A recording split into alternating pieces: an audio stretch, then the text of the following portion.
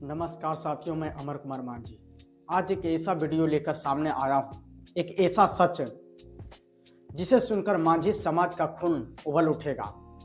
मुसहर समाज की आंखें भर आएगी और दलित समाज का दिल कहेगा, हमें हमारा इतिहास कभी बताया ही नहीं गया। आज मैं आपको उस दौर में ले चलूंगा, सन 1880 से 1940, जब इस मिट्टी पर बेगारी का राज चलता था, जब जिम्मेदार की एक आवाज पर हमारे पूर्वज को दिन रात खटाया जाता था।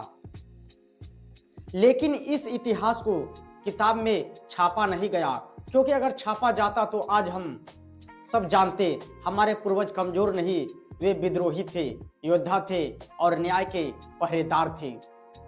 मांझी समाज सुनिए, मुसहर समाज सुनिए, दलित समाज सुनिए। आपका इतिहास किताबों में इसलिए नहीं लिखा गया क्योंकि अगर लिखा जाता तो जिम्मेदारी की नींव हिल जाती, सत्ता की नींद उड़ जाती और अत्याचारियों का पूरा खेल खत्म हो जाता। क्योंकि आपकी नसों में डर नहीं था, आपकी नसों में डर नहीं था, आपकी नसों में बगावत थी। सन 1880 से 1980 का समय भारत में सबसे क्रूर जिम्मेदारी का दौर था। उसी समय वाली जानकारी के अनुसार इसी बिहार की धरती पर दो भाई खड़े हुए, दीना मांझी और भद्री मांझी। लोक कथाओं और समाज के बुजुर्गों से मिलने वाली जानकारी के अनुसार कहा जाता है कि मगध की मिट्टी में गया पलामू नालंदा की सीमा पर बसे एक छोटे से गांव में दो बच्चा पैदा होते हैं, दीना मांझी और भद्री मांझी। उनका जन्म किसी महल में नहीं, किसी सोने के पालन या पलंग पे नहीं, बल्कि खेत की सूखी मेड़ों के बीच हुई थी और एक झोपड़ी में हुआ, जहां गरीब और भूख रोज की मेहनत थी। मगर उस झोपड़ी में एक चीज बहुत अमीर था, आत्मसम्मान। मां बाप बेगारी करते थे, दिन भर खेत जोतते थे और शाम को खाली हाथ लौटते थे। लेकिन जब दोनों भाई बच्चे छोटे थे, उनके पिता अक्सर कहते, हम गरीब जरूर है लेकिन झुकेंगे नहीं। एक दिन ये बच्चा हमारा झुकाया हुआ सिर सीधा करेगा। दीना मां की गोद में जन्म और भद्री मिट्टी की एक सूखी खाट पर। दोनों भाइयों के जन्म के साथ गांव के बुजुर्गों ने कहा, ये बच्चे साधारण नहीं, ये बेगारी की जंजीर तोड़ने आए हैं। बचपन में ही दोनों भाइयों ने देखा कि कैसे माता पिता को बिना मजदूरी काम करना पड़ता है, कैसे जमींदार की लाठी एक आदेश पर चलती है और कैसे समाज के बड़े से बड़े सबसे गरीब को सबसे ज्यादा अपमान मिलता है। इन्हीं अपमानों ने दोनों भाइयों के भीतर एक आग पैदा कर दी। वो आग थी अन्याय के खिलाफ खड़े होने की, अपने समाज को उठाने की, बेगारी की परंपरा को तोड़ने की। कहा जाता है कि बचपन में ही दीना मांझी ने एक दिन जिम्मेदार को देखकर कहा था, मेरी जात जितनी नीचे दिखाई जाती है उतनी ही ऊंची मेरी आत्मा है। और भद्री मांझी ने कहा,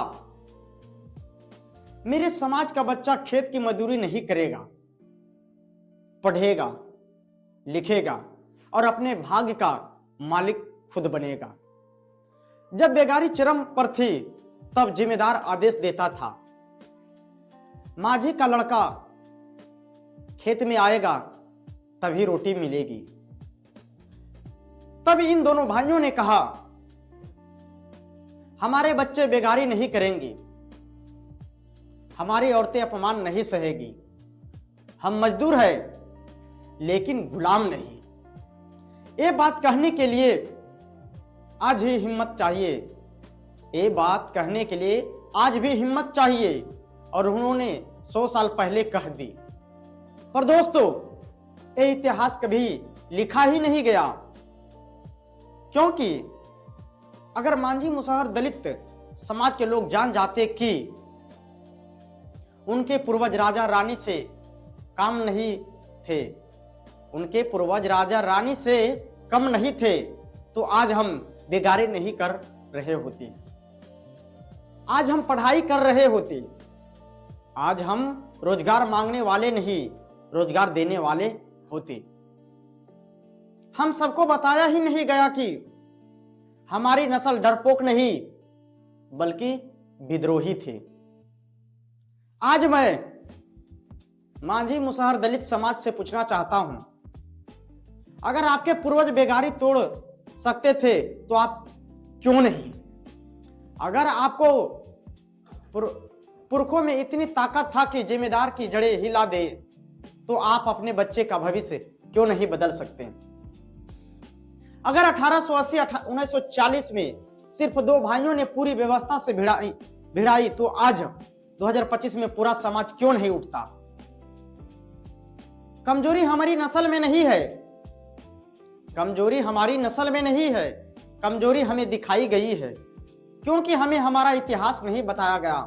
और मेरा सीधा संदेश मांझी मुसहर दलित समाज सुन ले, बेगारी आपका संस्कार नहीं, बेगारी आपका संस्कार नहीं, मजदूरी आपका भाग्य नहीं, अशिक्षा आपकी पहचान नहीं।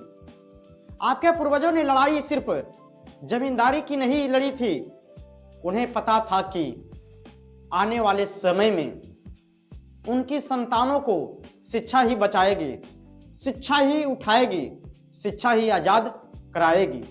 लेकिन क्या आज हम वही कर रहे हैं या फिर बच्चे फिर से उसी बेगारी में धकेले जा रहे हैं जिसे 100 साल पहले हमारे पूर्वजों ने तोड़ा था? सुन लो, अगर इतिहास किताब में लिखा होता तो मांझी समाज आज मजदूर नहीं अफसरों की लिस्ट में होता। अगर पुरखों की बगावत छपी गई होती तो मुसहर समाज आज झोपड़ी में नहीं कुर्सी पर बैठा होता। अगर दीना भद्री मांझी का नाम पढ़ाया जाता तो दलित समाज आज दरवाजे पर नहीं निर्णय लेने वाली कुर्सियां पर होता।